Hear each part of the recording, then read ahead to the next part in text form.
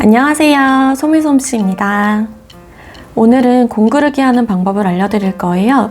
공그르기는 창구멍을 막을 때 주로 사용하는 방법이고요.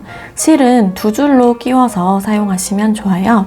바늘은 너무 굵지 않은 것을 사용해 주시고요. 실을 두 줄로, 길이는 너무 길지 않게 두 줄로 잘라서 바늘에 한 번에 끼워줍니다. 두 줄을 한 번에 끼우셔야 돼요.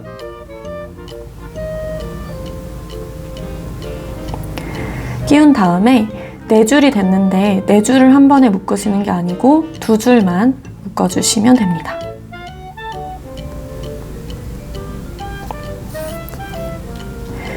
그러면 실이 이렇게 따로 떨어진 상태가 되는데요. 이렇게 바느질을 하셔야 실이 꼬이지가 않아요. 이 상태로 이제 매듭 끝은 좀 자르고 시작을 해볼게요. 보시면 창구멍이 이렇게 둥글게 비어 있는 게 보이실 거예요.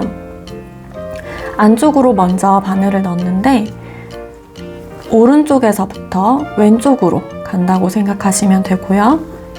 시접 안쪽으로 바늘을 먼저 한 땀 넣어서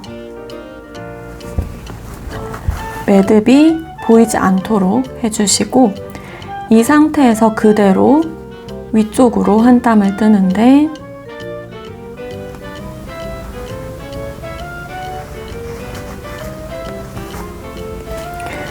이렇게 한 땀을 뜨신 후에는 그 자리에서 바로 내려와서 같은 위치에서 한 땀을 뜹니다.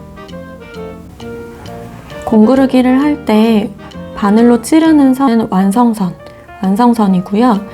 두 겹을 같이 찌르는 게 아니고 이렇게 같이 찌르시면 안 되고 펼쳐진 상태에서 한 겹만 찌른다고 생각을 하셔야 돼요.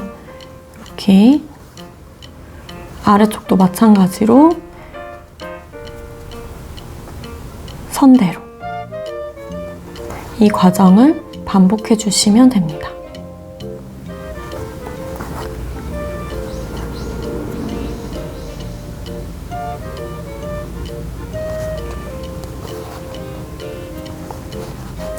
그리고 지금 느슨하게 실이 보이는데 이 실을 당겨주시면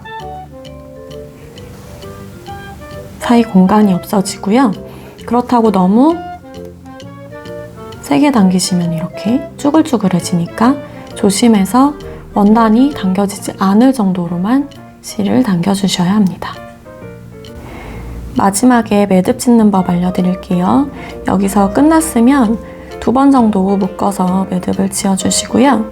매듭 지을 때 실이 너무 잡아당겨지지 않도록 해주시고 가위로 바로 자르시면 여기 매듭이 보여요. 그래서 바늘로 안쪽으로 한 번 더 통과를 시켜주신 후에 겉으로 그냥 꺼내요. 그리고 잡아당겨서 실을 잘라주시면 이 매듭 끝이 안쪽으로 들어가서 깔끔하게 마무리가 됩니다. 이렇게 간단하게 공그르기 하는 방법을 알아봤어요. 연습을 많이 하실수록 깔끔한 마감을 하실 수 있을 거예요. 지금까지 소미솜씨였습니다.